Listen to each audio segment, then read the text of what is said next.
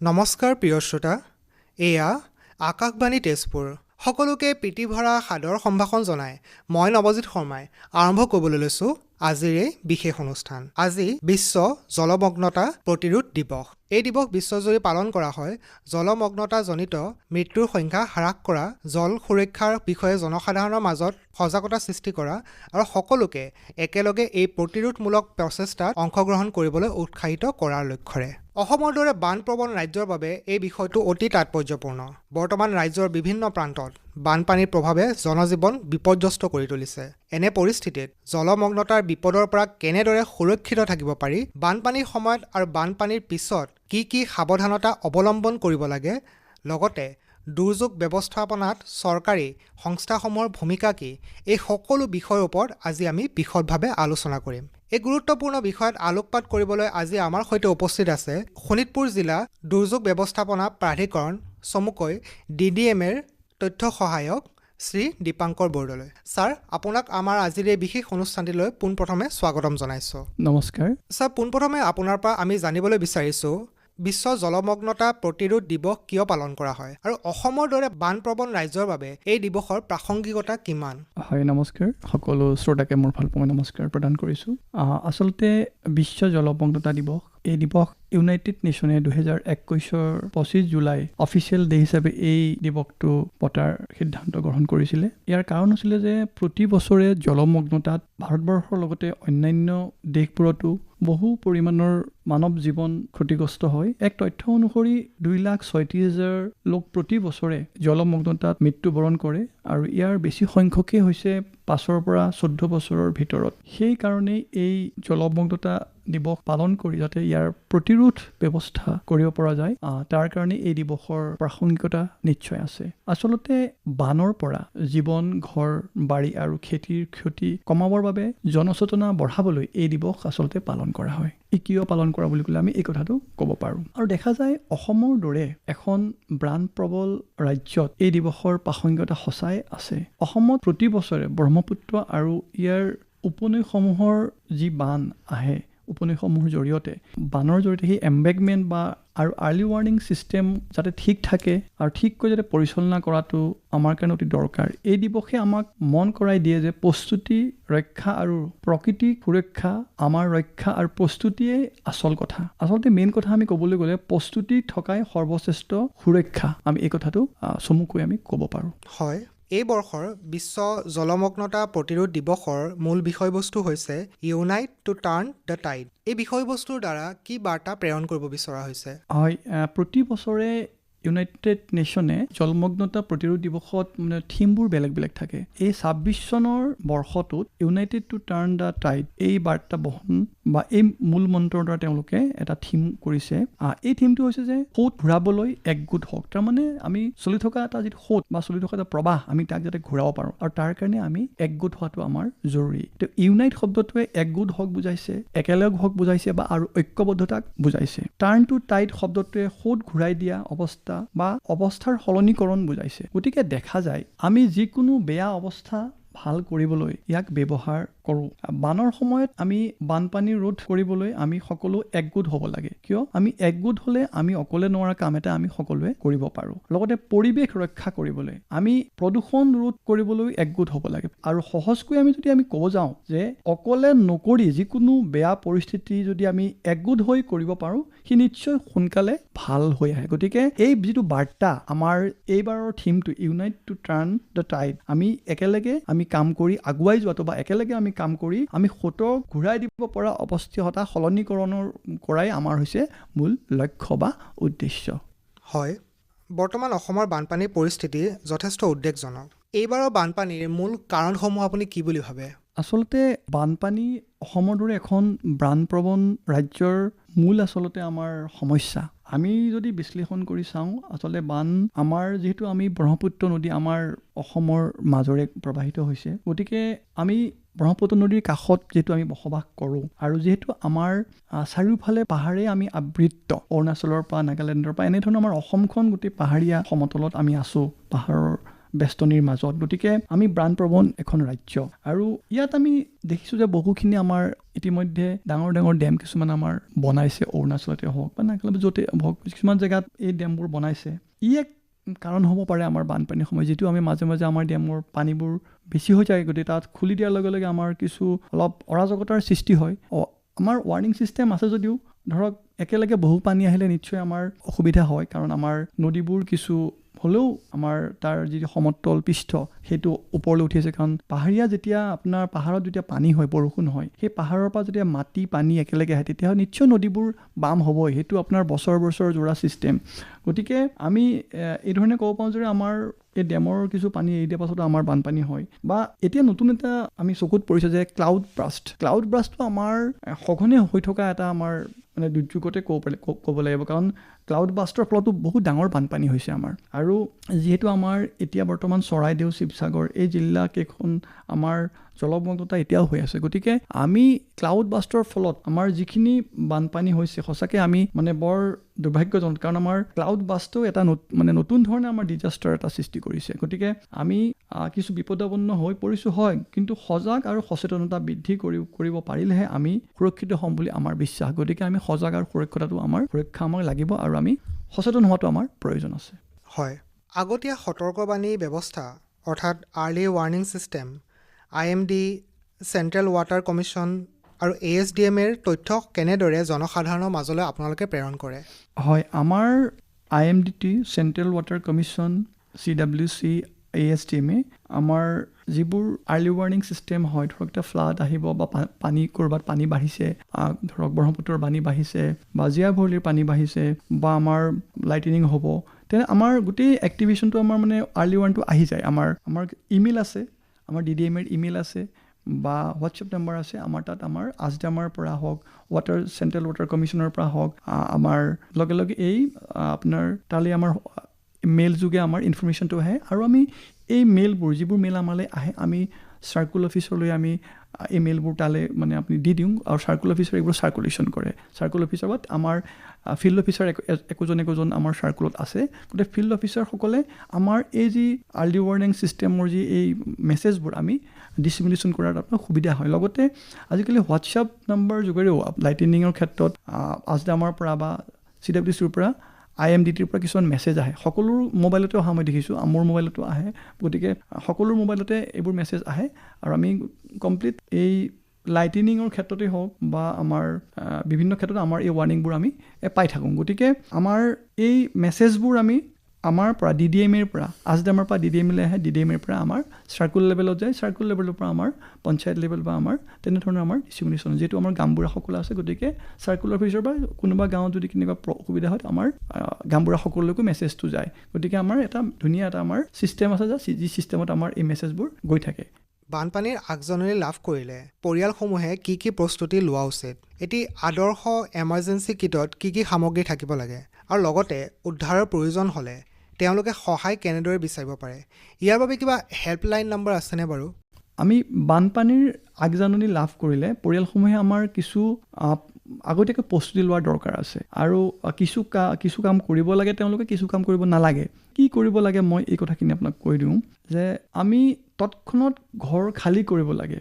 যদি আমাক চৰকাৰী নীতি নিৰ্দেশনা আহে যে আপোনালোকৰ এতিয়া বানপানী হ'ব, আপোনালোকে ঘৰটো খালী কৰক, তেতিয়াহ'লে আমি চৰকাৰী সেই নীতি নিৰ্দেশনাসমূহ পালন কৰি আমি ঘৰটো খালী কৰি আমি ওখ ঠাইত যাব লাগে, বা য'ত ৰিলিফ কেম্প চৰকাৰে বা প্ৰশাসনে ঠিক কৰিছে আমি তালৈ হস্তান্তৰিত হোৱাটো আমাৰ দৰকাৰ।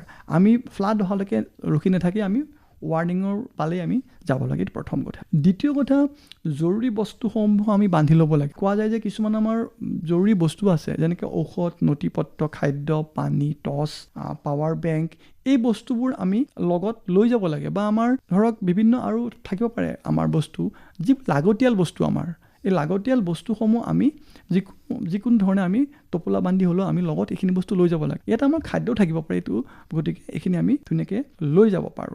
আৰু চৰকাৰী কিছু নিৰ্দেশনা, এতিয়া চৰকাৰী নিৰ্দেশনা হৈছে আমাৰ 1070 বা 1077 এই হেল্পলাইন নাম্বাৰ আছে আমাৰ আজডামৰ পৰাও আছে, অৰ্থাৎ ৰাজ্যিকভাৱেও আছে, জিলাভিত্তিকো আছে। গতিকে এই নাম্বাৰবোৰক আপুনি কিবা যদি নিৰ্দেশনা তেনেকুৱা পাইছে, লগে লগে ফোন কৰিবলৈ যে আমি এনেকুৱা নিৰ্দেশনা পাইছোঁ, এইটো সঁচা নে মিছা, কাৰণ ৰিউমাৰো হ'ব পাৰে। গতিকে আমি ৰিউমাৰক প্ৰশ্ৰয় নিদি আমি এই হেল্পলাইন নাম্বাৰত আমি ফোন কৰি এবাৰ সুধিব লাগে যে এইখিনি সঁচা নে মিছা কথা। তাৰ পাছতে আচলতে তেওঁলোকে ধৰক কুচকাৱাজ আৰম্ভ কৰিব লাগে বা তেওঁলোকে নিজৰ বিবেচনা মতে কাম কৰিব লাগে। এতিয়া কি কৰিব নালাগে, যদি পানী হোৱাৰ সময়ত পানী হ'লে আপোনাৰ পানীত যাব নালাগে। পানীত যোৱাৰ লগে লগে কি হ'ব, খুব কম পানীতে মানুহজন ডুব যাবও পাৰে, কাৰণ 30 চেণ্টিমিটাৰ পানীত মানুহ উটি যাব পাৰে, খুব কম 30 চেণ্টিমিটাৰ।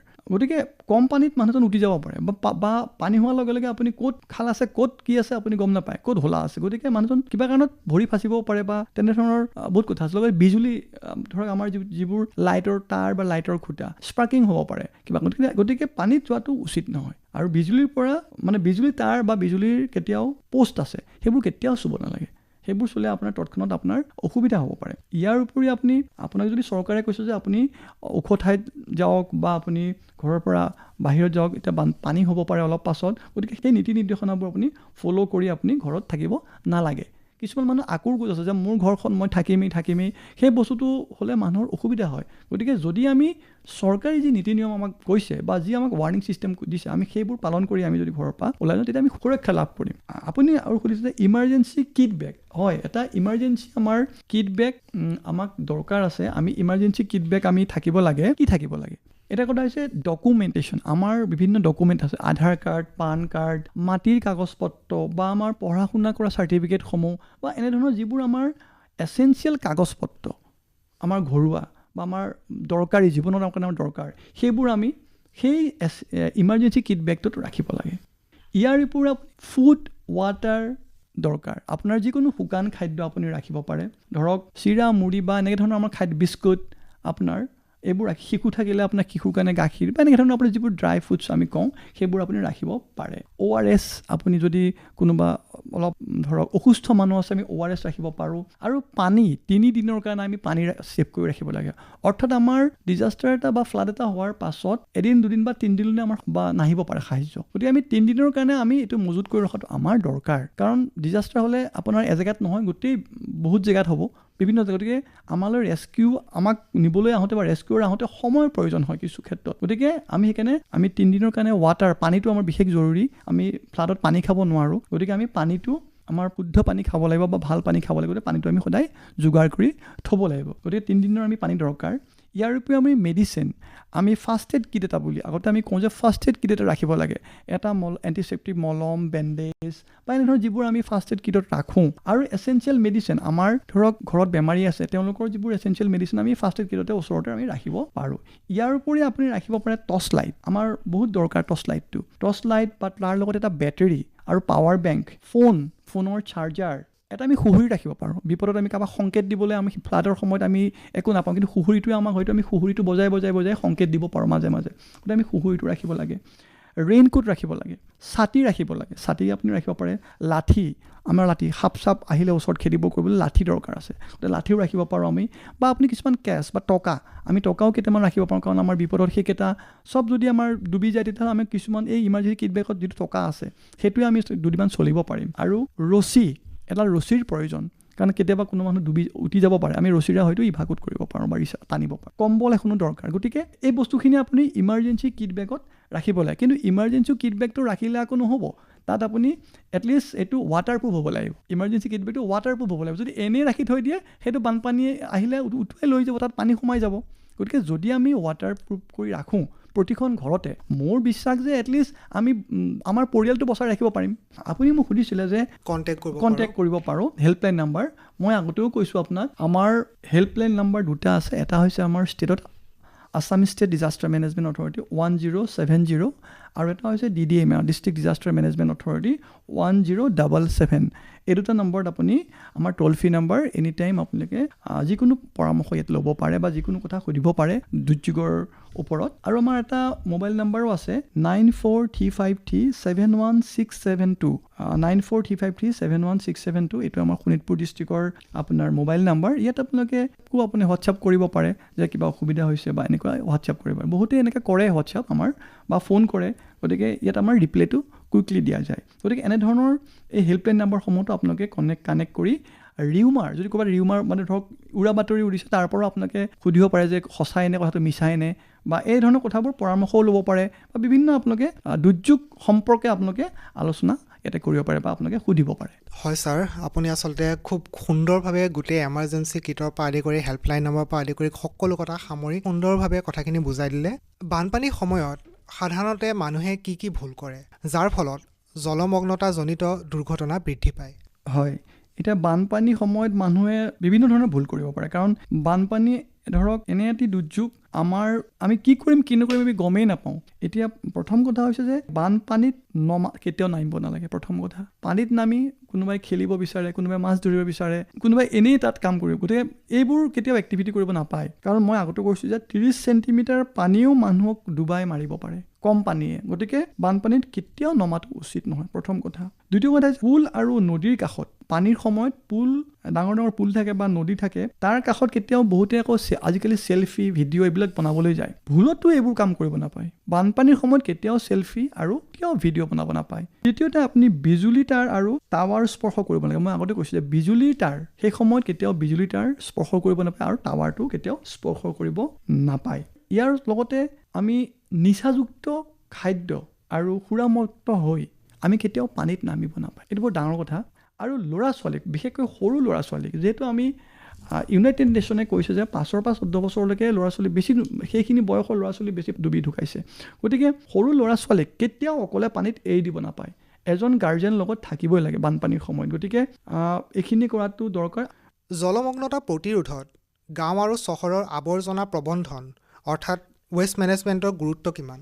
আচলতে চাব গ'লে বৰ্তমান সময়ত যি আৰ্টিফিচিয়েল ফ্লাড আমাক বাৰুকৈ মানে জুৰুলা কৰিছে, আৰু ৱেষ্ট মেনেজমেণ্টটো আচলতে আমাৰ দৰকাৰ এই কাৰণে যে আমাৰ যিবিলাক ধৰক আৱৰ্জনাবোৰ আছে, এই আৱৰ্জনাবোৰ আমি চাফা কৰি পেলাই আৱৰ্জনাবোৰ যদি আমি এটা সঠিক জেগাত থৈ দিব পাৰোঁ বা আৱৰ্জনাবোৰ আমি নাইকিয়া কৰিব, তেতিয়াহ'লে হয়তো আমাৰ আৰ্টিফিচিয়েল ফ্লাডটো কমিব।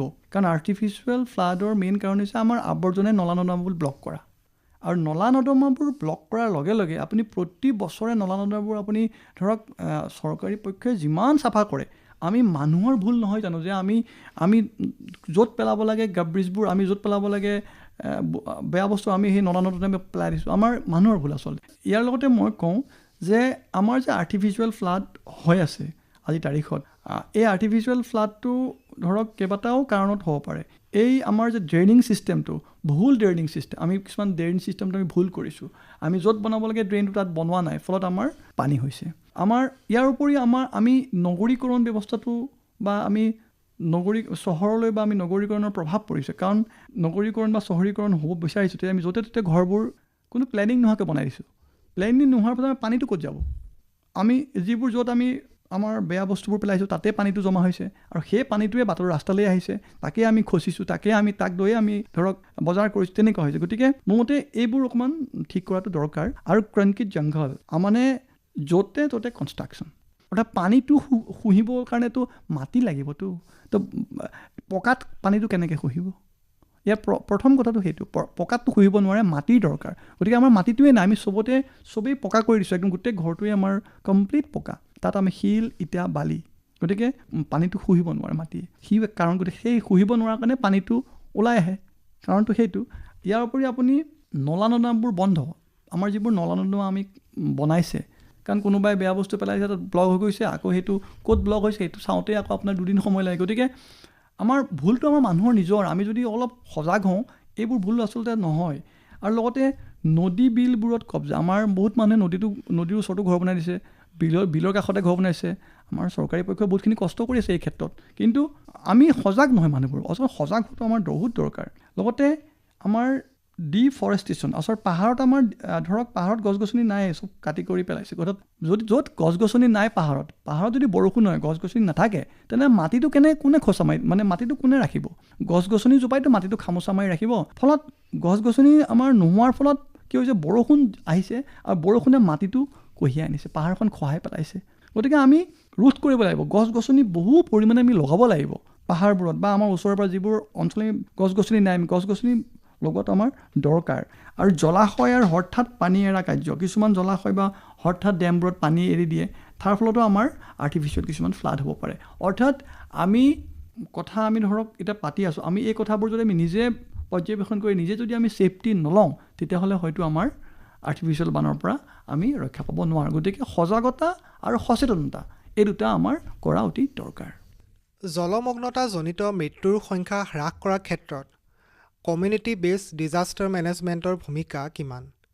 বিদ্যালয়, স্থানীয় গাঁও পঞ্চায়ত, যুৱ সংগঠন, স্বেচ্ছাসেৱী দল আৰু প্ৰতিজন নাগৰিকে কেনেদৰে এই অভিযানত অংশগ্ৰহণ কৰিব পাৰে? হয়, কমিউনিটি বেছড ডিজাষ্টাৰ মেনেজমেণ্টৰ আমাৰ যি ভূমিকা সি সঁচাই দৰকাৰ আছে। আৰু এই ক্ষেত্ৰত বিদ্যালয়, স্থানীয় গাঁও পঞ্চায়ত, যুৱ সংগঠনবোৰ, NGOবোৰ, আপোনাৰ স্বেচ্ছাসেৱী যিবিলাক সংগঠন আছে, সেই গোটেই সংগঠনবোৰ লগ লাগি আচলতে তেওঁলোকে কাম কৰাটো দৰকাৰ। কাৰণ দুৰ্যোগৰ লগত মোকাবিলা কৰাটো অকল চৰকাৰৰে কাম নহয়। কাৰণ ধৰক আমি সকলোৱে একগোট হ'ব লাগিব। আমি বিশেষকৈ কমিউনিটি মানুহখিনি আমি একগোট হ'ব লাগিব। কাৰণ কমিউনিটিখিনি, ওচৰৰ মানুহখিনি আপোনাক সোনকালে পাব। চৰকাৰ, এটা বানপানী হৈছে মোৰ অঞ্চলত, মই ফটককৈ চৰকাৰে মোক হেল্প কৰিব, কিন্তু হেল্প কৰাৰ আগতে মোৰ ওচৰৰ ব্যক্তিজনে বা মোৰ ওচৰৰ মানুহজনে মোক প্ৰথমতে হেল্প কৰিব। গতিকে আমি এটা মিলি পেলাই আমি কাম কৰাটো আমাৰ দৰকাৰ। এতিয়া কেনেকৈ আপুনি বনাব? এটা ভিলেজত আপুনি যদি গাঁৱত যায়, এতিয়া গাঁও পঞ্চায়ত আছে, গতিকে ধৰক গাঁও ডিজাষ্টাৰ মেনেজমেণ্ট কমিটি, আপুনি সেই ধৰণে কমিটি এখন বনালে, আৰু সেই কমিটিত গাঁও প্ৰধানজন, আশা, ANM আৰু ইউথ ক্লাবক লৈ পেলাই সেই কমিটিখন আপুনি তৈয়াৰ কৰিলে।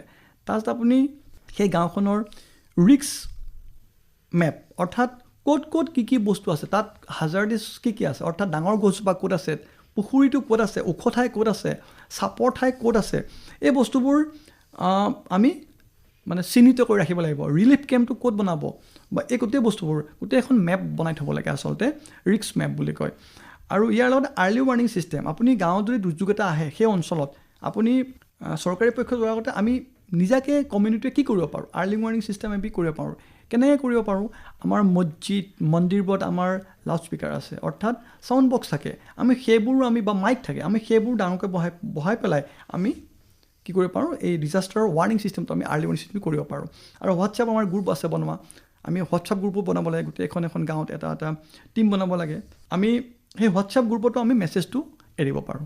গতিকে আমি এনেধৰণৰ আমি প্ৰস্তুতি কৰাটো দৰকাৰ। লগতে আমি ভলণ্টিয়াৰ টীম বনাব পাৰোঁ সেই গাঁওখনত, বেলেগ বেলেগ টীম বনাব পাৰোঁ, ৰেস্কিউ টীম বনাব পাৰোঁ, ফাৰ্ষ্ট এড টীম বনাব পাৰোঁ, ইভাকুৱেশ্যন টীম বনাব পাৰোঁ, তাৰপাছত আমাৰ খাদ্যৰ কাৰণে টীম বনাব পাৰোঁ। এনেধৰণৰ আমি সৰু সৰু কিছুমান টীম বনাই আমি ৰাখিব পাৰোঁ, যাতে ডিজাষ্টাৰ এটা হোৱাৰ লগে লগে আমি কুইকলি আমি কমিউনিটিৰ মানুহখিনি আমি ফটকৈ এক্টিভ কাম কৰিব পাৰোঁ।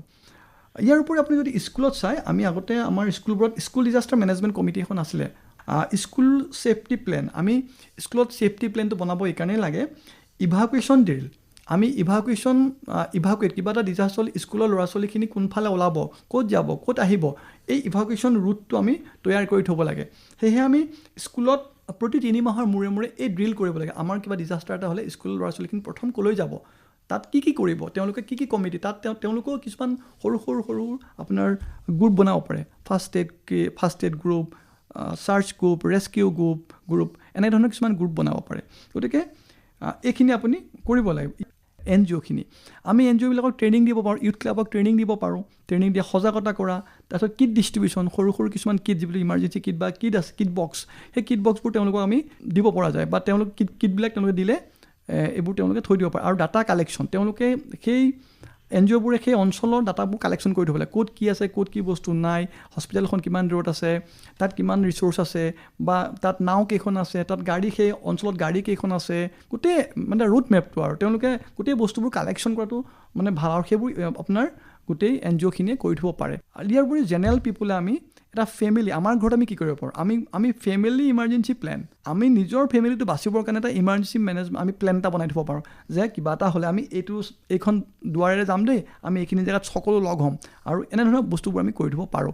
আৰু এই একেলগে আগবাঢ়িবৰ কাৰণে আমি সজাগতা কৰিব লাগে, আমি সকলোকে ট্ৰেইনিং দিব লাগে। আমি ট্ৰেইনিং দিছোঁ অলৰেডি, আমাৰ ডিষ্ট্ৰিক্টৰ পৰা প্ৰতি বছৰে মক ড্ৰিল হৈ থাকে, ফায়াৰ মক ড্ৰিল বা আমাৰ আৰ্থকুইক মক ড্ৰিল, ফ্লাড মক ড্ৰিল এনেকৈ হয়, স্কুলবিলাকত আমাৰ ট্ৰেইনিং দি থকা হয়। বানপানী কমি যোৱাৰ পিছত সাধাৰণ জীৱনলৈ উভতি অহাৰ সময়ত জনসাধাৰণে কি সাৱধানতা অৱলম্বন কৰা উচিত? অ'কে, আমি এতিয়া যিকোনো এটা ডিজাষ্টাৰ বা বানপানী হোৱাৰ পাছত আমি সাধাৰণ জীৱনলৈ যেতিয়া মানুহবোৰ আহিব বা আমি সেই দুৰ্যোগটো আমাৰ লাহে লাহে ধৰক সেয়া গৈছে, আমাৰ বহুখিনি সাৱধানতা আমি অৱলম্বন কৰা তেতিয়াও উচিত। যিহেতু আমাৰ বানপানী পীড়িত অঞ্চলবোৰত দেখা যায় যে বানপানীৰ পাছত সৰ্পভয় হয়, সাপৰ বৰ উপদ্ৰৱ হয় তেতিয়া। গতিকে সাপৰ উপদ্ৰৱৰ পৰা ৰখাবৰ কাৰণে আমি তৎক্ষণাত আমি কেতিয়াও ঘৰত সোমাব নালাগে। আমি ঘৰটো ভালকৈ নিৰীক্ষণ কৰি পৰ্যবেক্ষণ কৰিহে আমি আচলতে ঘৰৰ ভিতৰত সোমাব লাগে।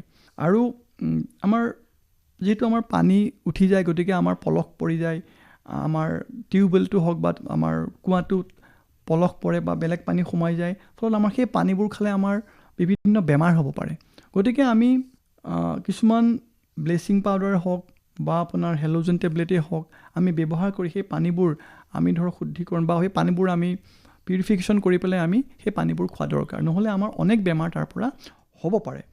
আৰু এটা কথা আছে, আপুনি যেতিয়া বানপানী হৈ যায় তাৰ পাছত আপোনাৰ কি হয়, দুৰ্ভিক্ষ হয় মানুহবিলাকৰ মাইণ্ডটো, মানে কাৰণ বহুদিন তেওঁলোকে সাঁচি থোৱা টকা পইচা বা ধানৰ ধৰক ভঁৰালটোৱে হওক বা গৰু যে উটি যায় বা এনেকুৱা হয়, গতিকে মানসিকভাৱে হয়তো ভাগি পৰে, অৰ্থাৎ কিছুমানৰ মাইণ্ডটোৱে কাম নকৰা হৈ যায়, কাৰণ ইমান দিন সাঁচি থোৱা বস্তু তেওঁলোকৰ কষ্টৰ উপাৰ্জনৰ বস্তুটো নাইকিয়া হৈ যায়। ফলত আমি কি হয়, কেতিয়াবা তেওঁলোকক কাউন্সিলিং দিবওলগীয়া হ'ব পাৰে।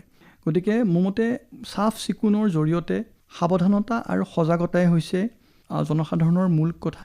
আচলতে আমাৰ পাতিবলগীয়া যথেষ্ট কথা আছিল, কিন্তু সময়ৰ প্ৰতি লক্ষ্য ৰাখি আমি অনুষ্ঠানৰ শেষ পৰ্যায়ত আহি উপনীত হৈছোঁহি।